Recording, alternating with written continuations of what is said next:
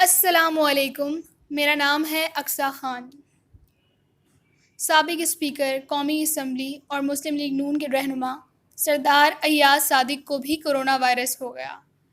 مسلم league کی ترجمان مریم اورنگزیب نے بتایا کہ ایاز صادق نے کووڈ-19 کا ٹیسٹ کروایا جس کا نتیجہ مثبت آیا ہے۔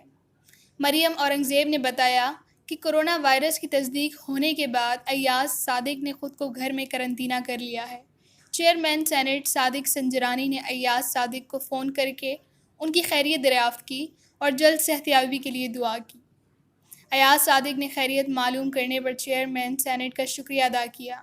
دوسری جانب ایاز صادق کا کرونا ٹیسٹ مثبت آنے پر مسلم لیگ نون کے صدر شہباز شریف نے تشویش کا اظہار کرتے ہوئے کہا کہ ایاز صادق پارٹی کا قیمتی سرمایہ ہیں۔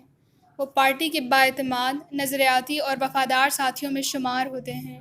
شہباز شریف نے دعا کی کہ اللہ تعالیٰ ایاز صادق سمیت کرونا سے متاثرہ تمام افراد کو صحت کاملہ عطا فرمائے۔ خیال رہے کہ اس سے قبل مسلم لیگ نون کے صدر شہباز شریف سمیت مرکزی رہنما شاہد خاقان عباسی، احسن اقبال، طارق فضل چودھری اور مریم اورنگزیب کی والدہ کا ٹیسٹ بھی مثبت آ چکا ہے۔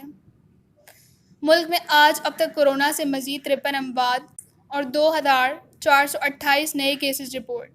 آج اب تک سب سے زیادہ 49 اموات پنجاب سے رپورٹ ہوئی ہیں۔